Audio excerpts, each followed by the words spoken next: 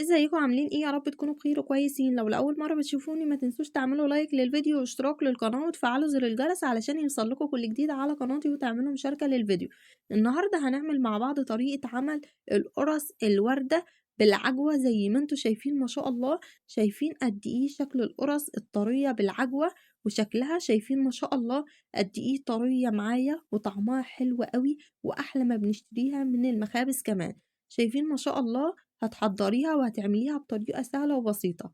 عندنا المقادير بتاعتنا 3 كوب من الدقيق، وعندنا 3/4 كوب من الحليب على الماء يكون دافئ، وعندنا بيضة عليها ربع معلقة صغيرة من الفانيليا ومعلقة صغيرة من الخل، وعندنا 3 معلقة كبيرة من السكر و3 معلقة كبيرة من الزيت، وعندنا معلقة كبيرة من الخميرة ورشة من الملح على الدقيق ومعلقة صغيرة من البيكنج باودر.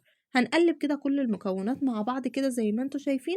هنلاقي العجينة بتلزق معانا كده. بعد كده هنضيف الزيت وهنعجن لمدة 10 دقايق لحد ما تكون بالملمس اللي انتوا شايفينه ده. شايفين ما شاء الله شكل العجينة؟ شايفين قد ايه طرية معايا مش بتلزق؟ هنبدأ اللي احنا نغطيها علشان تختمر. بعد ما اختمرت هبدأ بعد كده اللي انا افردها على الرخامة بتاعتي، وهبدأ اللي انا اقطعها كده بأي قطاعة او بسكينة بالطول كده. وبعد كده هقسم القطعة دي بالنص كده زي ما انتوا شايفين. وبعد كده هاخد كل قطعة، وطبعا عندنا العجوة بتاعتنا بنسيحها علشان تكون سايحة معانا. بنحط عليها معلقة كبيرة من اللبن ومعلقة كبيرة من السمنة السايحة، وهنقلبهم مع بعض لحد ما تكون بالقوام ده.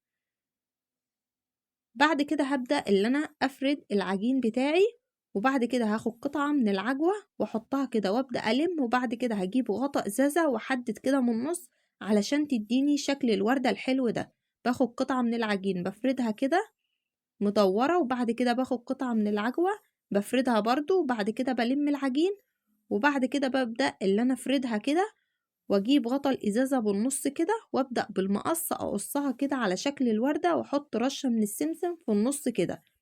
شايفين ما شاء الله بتتفرد معايا بكل سهوله. باخد كوره او قطعه من العجين بفردها كده على شكل دايره، وبعد كده باخد قطعه من العجوه بحطها وبقفلها كويس، وببدا افردها وبحددها بغطا الازازه وبقصها بالمقص كده تديني شكل الورده.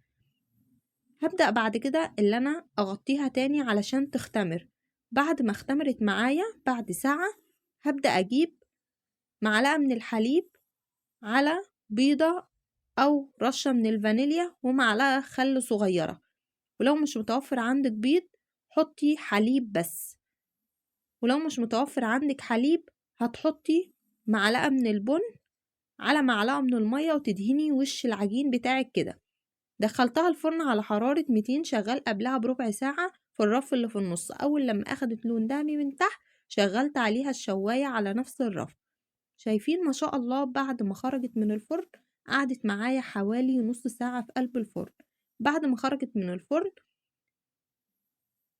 جبت معلقة كبيرة من الزبدة تكون سايحة وبدأت كده أدهن وش القرص. شايفين ما شاء الله شكلها؟ أو ممكن تدوها بخة من المية وتغطوها 10 دقايق. شايفين ما شاء الله قد ايه طرية معايا وطعمها حلو قوي واحلى من المخابز. شايفين ما شاء الله شكل القرص؟ ما شاء الله طعمها حلو قوي